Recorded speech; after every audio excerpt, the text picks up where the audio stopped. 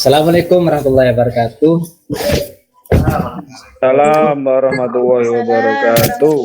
Alhamdulillah rabbil alamin. Wassalatu wassalamu ala asyrofil mursalin. Rabbi shrah li sadri wa yassir li amri wahlul 'uqdatam min lisani yafqahu qawli. Bagaimana kabarnya anak-anakku semuanya? Baik, Bapak. Alhamdulillah, Pak. Sehat, Bapak Guru. Sebelum kita mulai pelajaran, marilah kita berdoa dulu. Nanti doanya dipimpin oleh ketua kelas. Monggo ketua kelas, teman-temannya dipimpin berdoa. Muhammad Gandhi. Teman-teman, sebelum mulai belajar, marilah kita berdoa. Berdoa mulai. Bismillahirrahmanirrahim.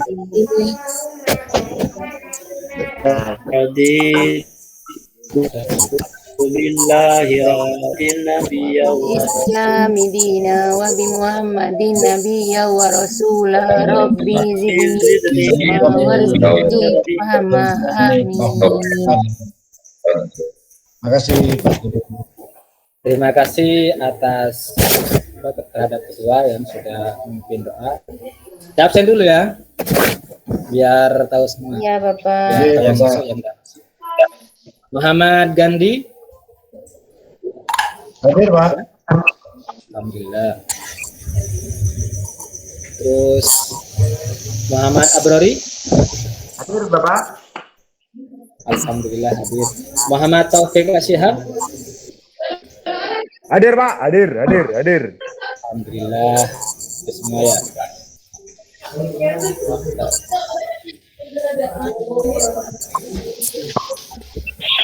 Mungkin anak-anakku masih ingat pembelajaran yang kemarin tentang bab pernikahan yang berkaitan dengan definisi, dalil, dan hukum. Ayo monggo yang ingat untuk refleksikannya. Ayo Pak Abror, Mas Abror silahkan. Seingat saya Pak, yang namanya pernikahan itu merupakan akad yang menghalalkan hubungan biologis antara laki-laki dengan perempuan dan juga menimbulkan adanya hak dan tanggung jawab di antara keduanya. Antara suami dengan istri itu adalah hak dan tanggung jawab masing. Dan hukum nikah Pak. Hukum nikah itu pada dasarnya adalah mubah. Namun setelah itu hukum nikah itu berkembang sesuai dengan alasan-alasan tertentu. Yang pertama, hukum nikah itu akhirnya dihukum sunnah. Kenapa sunnah? Karena seseorang itu sudah memiliki keinginan untuk menikah dan juga sudah memiliki kemampuan untuk menikah, tapi lain dia bisa Pak untuk menahan hawa nafsunya. Ya, dia itu kuat untuk tidak menikah. Kemudian dihukumi wajib Pak. Wajib dikarenakan dia itu sudah memiliki keinginan untuk menikah dan memiliki kemampuan untuk menikah, dan dia itu khawatir Pak, kalau dia itu nggak menikah, dia itu nantinya akan terjerumus pada perzinahan. Nah, kemudian yang ketiga itu hukumnya makruh Bapak. Jadi kenapa kok dikatakan makruh? Karena dia itu sudah memiliki keinginan menikah, tapi dia itu pada hakikatnya masih belum mampu Pak untuk memberikan nafkah keluarganya. Kemudian hukum yang terakhir itu haram Pak. Jadi ketika seseorang itu ingin menikah, ya, misalkan Mas Gandhi itu ingin menikah, tapi niatannya untuk menyakiti perasaan seorang perempuan, maka haram Pak hukumnya Mas Gandhi itu. Adapun tujuan pernikahan itu yang pertama adalah untuk memperoleh rasa cinta dan kasih sayang. Kemudian yang kedua untuk memperoleh ketenangan hidup. Dan yang ketiga adalah untuk memenuhi kebutuhan seksual secara sah. Nah ini Mas Gandhi juga ini juga perlu diperhatikan ini. Iya, iya. memperoleh keturunan yang sah di dalam masyarakat. Nah, itu Pak yang dapat saya refleksikan, Pak. Terima kasih Bapak. Iya, sama-sama. Alhamdulillah yang dipresentasikan Mas Abror sudah sangat baik ya. Sudah sangat baik. Jadi saya kira teman-teman sekalian sudah sangat paham semua ya materi yang kemarin. Pada hari ini kita akan membahas pernikahan dalam Islam yang mengenai rukun nikah, muhrim, kewajiban suami dan juga istri. Tujuan pembelajaran kita yaitu mempelajari agar siswa dapat menjelaskan ketentuan pelaksanaan pernikahan dan memaparkan tentang rukun dan juga tentang muhrim berdasarkan syariat Islam. Baiklah anak-anakku sekalian, silakan anak-anakku untuk membentuk kelompok. Maksimal kelompok yaitu 4 orang, maksimal terdiri dari 4 orang. Paham? Ya Pak. Paham ya? Ya, bagus. Pak Guru, Iya Pak Guru, Iya Pak. Ya. Pak Guru. Ya. Saya nggak kelihatan Pak Guru, Pak. Ya Pak. Oh iya lupa ya, maaf. Kangen Pak Guru. Iya. Kalau Pak Guru ganteng memang gini di kangen ya. Iya Pak. Jadi tugas Tersembunyi. tugas kelompoknya yaitu meresum buku paket bab 6 yaitu tentang pernikahan. Yang diresum tentang rukun nikah, muhrim, kewajiban suami dan juga kewajiban istri. Sekarang kita mulai ya. Waktunya saya kasih 1 jam. Cukup anak-anak 1 jam? Cukup Pak. Cukup. Ya, kita mulai sekarang ya.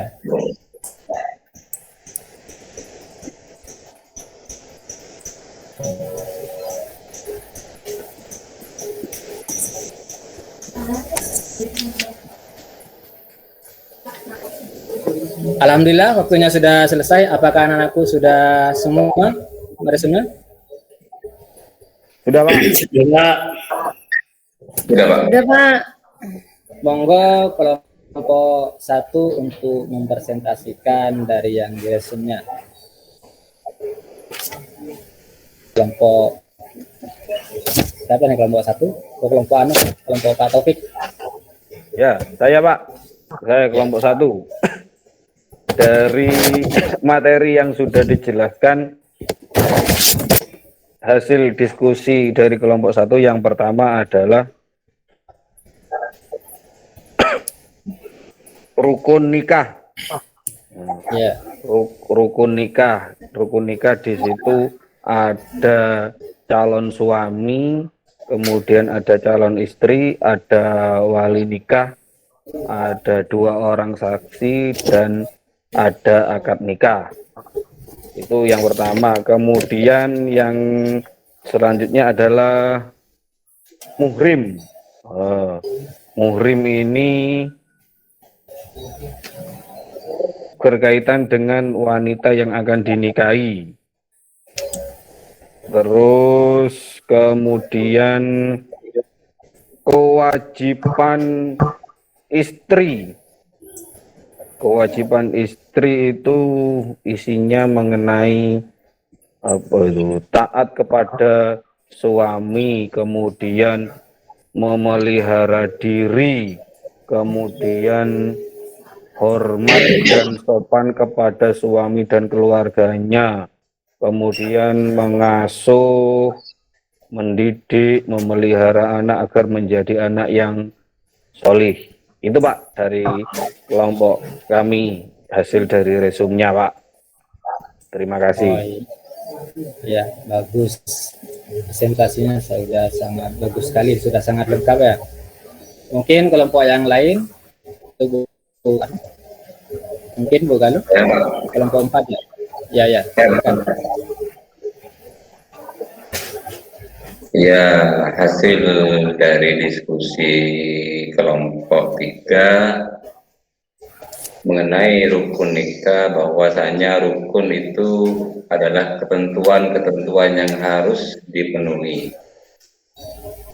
dalam kegiatan pernikahan. Jika salah satu saja tidak terpenuhi, maka pernikahan tersebut dianggap tidak sah. Seperti adanya calon suami, adanya calon istri, kemudian ada wali nikah, baik dari nasab maupun hakim. Kemudian ada 2 orang saksi, dan yang kelima yaitu ada akad nikahnya, Pak. Sudah itu, Pak. Ya, alhamdulillah sudah bagus sekali. Jadi selanjutnya kita evaluasi bersama ya. Rukun nikah. Oh ya, saya punya pertanyaan ini buat anak-anakku sekalian. Ini peristiwa yang pernah terjadi di desa Gerudigan ya, desa kita. Dulu itu ada apa?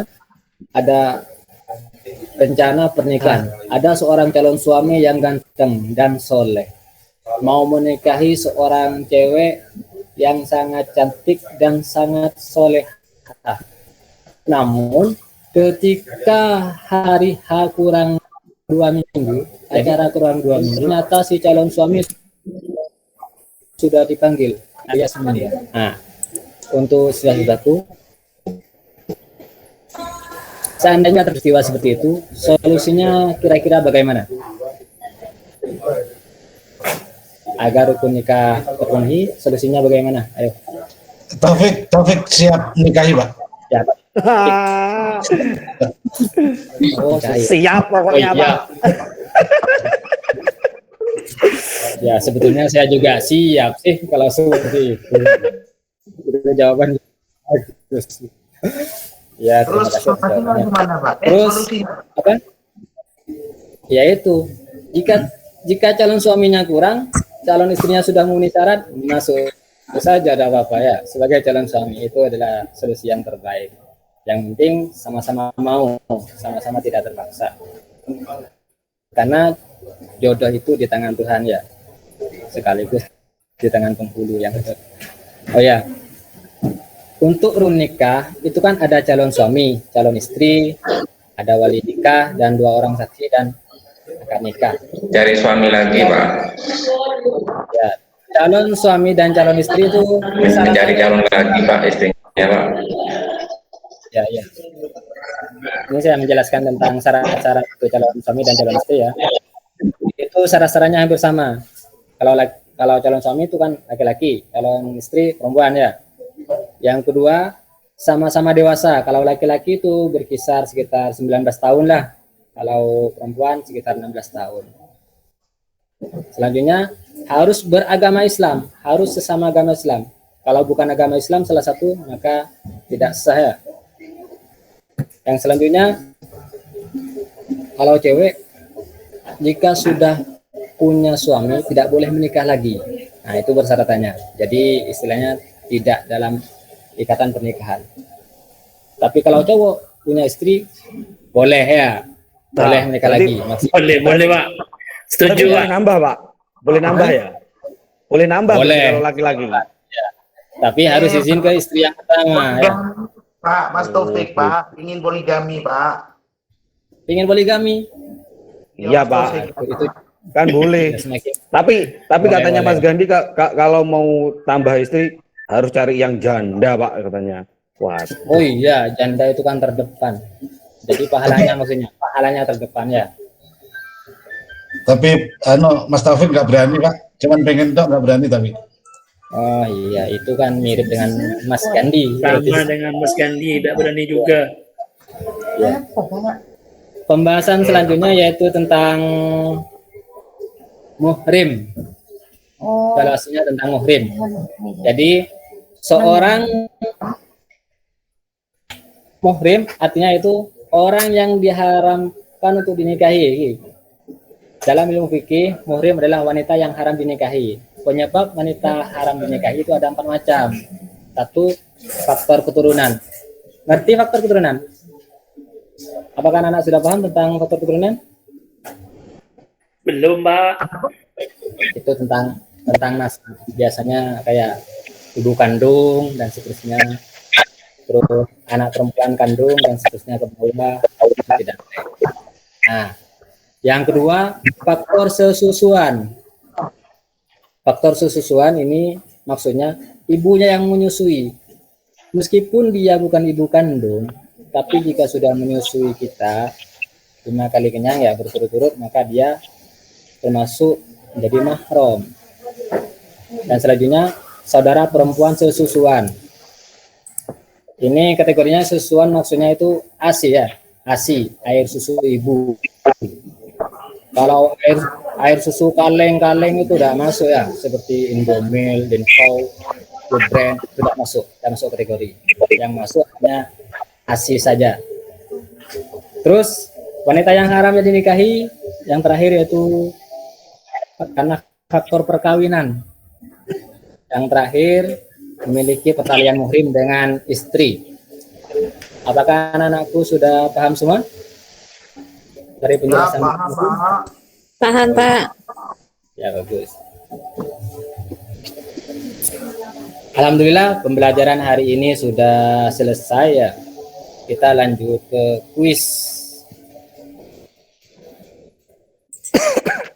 Nanti yang bisa langsung jawab aja. Pertanyaan pertama, bagi seorang yang memiliki keinginan untuk menikah dan sudah mempunyai kemampuan, apabila tidak segera menikah dikhawatirkan terjerumus pada perbuatan zina, maka orang tersebut dihukumi apa, Nana? Wajib. Wajib, Pak. Oh, iya. Wajib. Ini kalau sudah seperti Asror, Gandhi ini hukumnya wajib.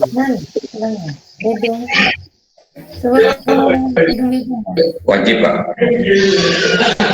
Nah, kalau sudah kelas 3 SMA ini sudah dewasa ya.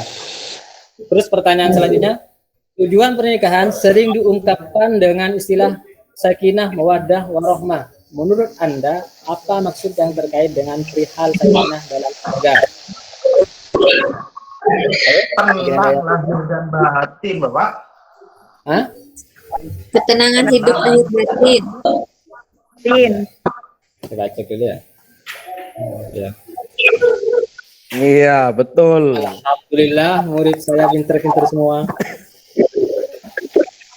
Terus yang selanjutnya, menurut ajaran agama Islam, calon suami harus memenuhi syarat-syarat tertentu. Ketentuan syarat-syarat tersebut sudah sangat jelas bagi umat Islam. Cobalah Anda koreksi kalimat di bawah ini yang sesuai dengan syarat-syarat calon suami. Ayo, kira-kira mana yang betul? Bukan muhrimnya, calon istri. Bukan muridnya si calon istri.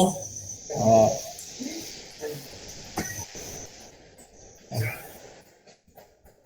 Alhamdulillah, semoga saja murid saya di kelas pinter seperti ini. Oh ya, sebelum kita berdoa nanti saya punya oleh-oleh buat kalian semua. Satu, punya oleh-oleh buat kalian sebelum kalian pulang ya. Soal LKPD yang sudah saya share di grup kelas itu dibaca dan dikerjakan di rumah ya.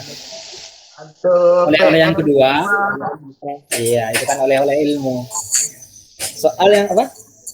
Oleh-oleh yang kedua yaitu buku paket halaman 66 itu dikerjakan hanya 3 Romawi saja, Romawi 1, kedua dan ketiga itu dikerjakan. Nah, nanti pertemuan berikutnya dikumpulkan ya. Ada pertanyaan? Ya, Pak. Ya. Oh ya, ada pesan lagi. Untuk bab pernikahan anak-anak, saya harap anak-anak bisa berperilaku hal-hal yang mencerminkan keluarga yang sakinah, mawaddah, warahmah. Dan saya harap anak-anak tidak mempraktekkan bab nikah ya. Sebelum lulus jangan mempraktekkan dulu. Karena teman-teman kalian itu pertama kali masuk di kelas 1 itu jumlahnya 30. Terus setelah itu kena bab praktek menikah akhirnya sisa separuh ya. Jadi saya harap anak-anakku jangan mempraktekkan dulu, nunggu lulusnya dulu ya. Siap? Tes berarti Pak pembelajarannya Pak. Bukan sukses itu. Siswa saya tinggal sedikit ya, gara-gara Pak Mika. Jadi oh iya apa? Ketua kelas supaya memimpin doa agar ilmunya barokah. Teman-teman, sebelum kita mengakhiri pelajaran, marilah kita berdoa. Berdoa mulai. Bismillahirrahmanirrahim. Subhanakallahumma bihamdika asyhadu an la ilaha illa anta astaghfiruka wa atubu ilaik. Amin ya rabbal alamin. Terima kasih Pak Guru. Ya, sama-sama. Assalamualaikum warahmatullahi wabarakatuh. Assalamualaikum warahmatullahi wabarakatuh. Terima kasih Pak Heri ya telah melaksanakan praktek PJJ mulai awal sampai akhir. Alhamdulillah baik dan lancar. Monggo Pak Dido memberikan masukan dulu.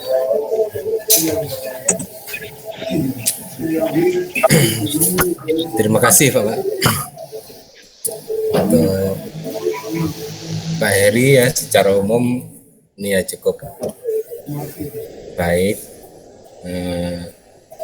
dari pembukaan, inti dan penutup. Namun ketika apersepsi kan untuk mengaitkan pelajaran yang lalu dengan pelajaran yang akan dipelajari itu sebaiknya memancing siswa atau mengaitkan pelajaran yang lalu dengan pertanyaan yang kira-kira tidak membutuhkan jawaban yang terlalu panjang ya, karena hanya untuk ngecek ya kemampuan siswa, kemampuan awal siswa ya. Kalau nanti umpamanya diberi pertanyaan yang panjang yang membutuhkan jawaban yang panjang ya, waktunya nanti habis di apersepsi. Saya kira begitu. Kemudian dalam kegiatan inti ini dalam tahap literasi ya, ini sebaiknya juga menampilkan materi fakta yang melalui video, misalnya video pendek mengenai KDRT atau yang keluarga sakinah dan sebagainya, yang di situ ada permasalahan ya, kemudian permasalahan itu dipecahkan dalam diskusi ya, begitu. Misalnya begitu ya. Ini jadi tadi belum menggunakan video. Kalau medianya sudah tampil tadi, itu PPT ya, sudah baik. Namun akan lebih baik nanti selipkan video ya, video mengenai pernikahan. Sebetulnya masalah pernikahan ini materi yang cukup menyenangkan biasanya ini. Apalagi di anak tingkat SMA ya, ini sangat menyenangkan. Kemudian di kegiatan penutup tadi belum ada refleksi ya, kayaknya saya perhatikan tadi ya, belum ada refleksi ya. Ini jadi perlu ada refleksi sehingga anak-anak bisa senang dengan pembelajaran yang dilakukan atau tidak, sehingga nanti untuk pembelajaran berikutnya akan menjadi lebih menyenangkan begitu. Siap. Jadi, itu untuk penutup ya, sudah, saya kira itu. Oke, terima kasih Pak Dido atas masukannya. Kalau dari saya tambahan sedikit ya, secara umum tadi baik ya. Kalau Pak Rosidi tadi di awal bagus ya. Ketika di evaluasinya tadi itu ada instrumen yang kurang tepat. Kalau Pak Heri ini sebaliknya bagus di bagian evaluasi ya. Jadi gini loh, ingin saya sampaikan bahwa pelajaran itu sebenarnya tergantung kesan pertama ya. Ketika pembukaan itu dulu, kalau pembukaannya sudah kurang menarik ya, terbawa itu persepsi kurang menarik ke belakang akhirnya, meskipun setelahnya itu menarik. Jadi di awal itu dipastikan dulu menarik perhatian siswa dulu ya. Tadi itu di grup WA saya foto itu sampai mana Pak Heri wajahnya kok nggak muncul begitu ya. Jadi wajah, ekspresi guru itu adalah media yang paling utama. Ekspresi guru itu media paling utama. Itu melebihi media PowerPoint interaktif, melebihi video pembelajaran, melebihi media yang lain. Ekspresi gurunya dulu. Assalamualaikum warahmatullahi wabarakatuh, dengan senyum yang riang, kehangatan, wah semuanya semangat. Media yang lain-lain itu hanya pendukung Pak Heri. Lu kalau wajahnya Pak Heri aja disembunyikan gitu ya. Lupa tadi Pak. Oh lupa. Iya. Jangan disembunyikan ya dengan ekspresi yang itu. Yang kedua, jangan sampai itu muncul seperti kita itu mengingat-ingat itu. Tiba-tiba oh iya jadi gitu. Tadi tuh Pak Heri itu sering ngomong oh iya. Nanti ada hal yang mungkin kelewatan kemudian ingat tiba-tiba di tengah jalan. Oh iya jadi gitu. Itu kalau seminim mungkin dihindari karena kelihatan banget menghafalnya. Oh habis ini habis ini jadi kadang kelewatan. Oh iya lupa dari gitu. Nah itu dihindari seperti itu ya. Mungkin itu ya tambahan-tambahan dari saya. Selebihnya sudah keren dan luar biasa. Terima kasih Bapak.